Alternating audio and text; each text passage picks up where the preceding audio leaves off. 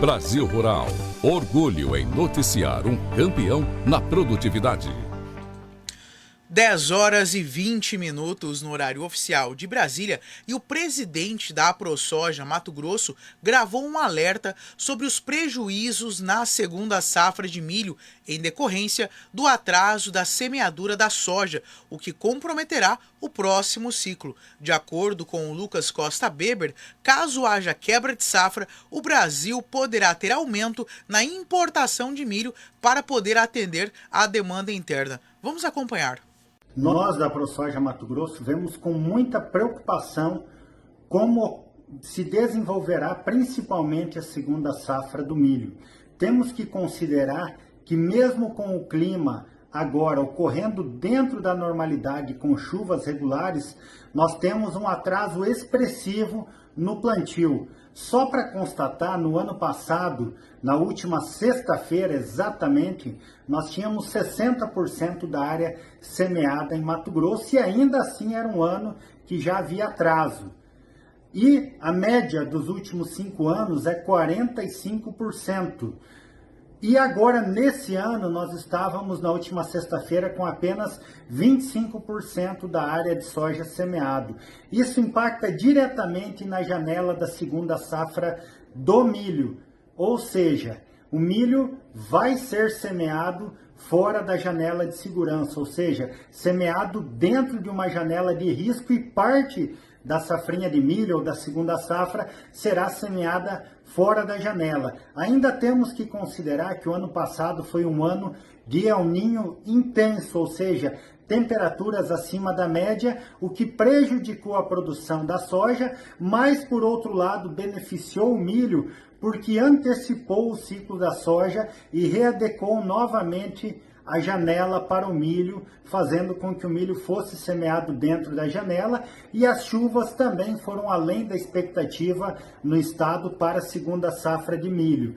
Já nesse ano, o plantio está ainda mais atrasado e nós temos aí a previsão de um laninha de baixa intensidade, o que vai fazer com que a soja se desenvolva dentro do ciclo normal, fazendo com que esse milho seja semeado a sua maior parte dentro de janela de risco e fora da janela. Ou seja, teremos perda de produtividade, a não ser que algo fora do normal ocorra que possa compensar essas perdas que já estão consolidadas. Temos que considerar também o cenário dos fertilizantes, dos nitrogenados, que apesar de nos últimos dias ter dado uma estabilidade, também estão mais altos, principalmente se considerando as instabilidades geopolíticas do Oriente Médio, ou seja, a guerra tem prejudicado, já que Irã, Israel e outros países daquela região são exportadores de nitrogênio, inclusive o Brasil importa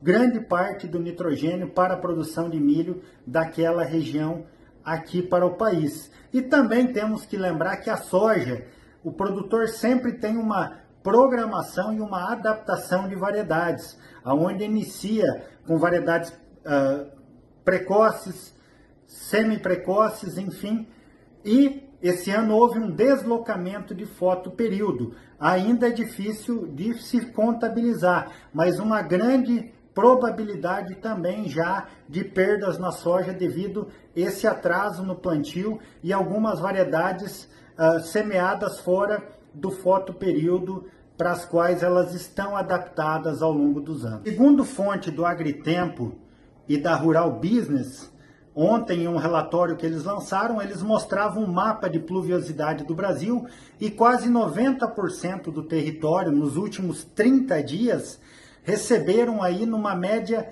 menor da média, entre 30 a 90 milímetros de chuva, ou seja, grande parte do território está com pouca reserva de umidade no solo, e temos que considerar que na próxima semana hão de se melhorar os índices pluviométricos, mas já entre 29 e 4 de novembro, novamente, as chuvas diminuem fortemente no Nordeste do Brasil. Não há previsão em grande parte do Nordeste de chuva nessas regiões, ou seja, a safra de soja do Brasil e a safra de milho já estão comprometidas devido a esse atraso e menores índices pluviométricos se comparados com a média. O cenário é se mesmo no ano que vem nós tivermos uma safra normal, há um cenário positivo para o mercado de milho.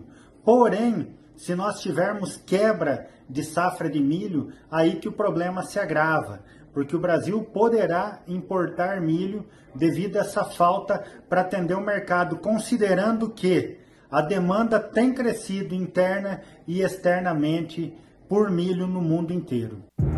Com abastecimento interno, exportações e geração de emprego e renda, o agro movimenta o país. E nós noticiamos no Jornal Brasil Rural.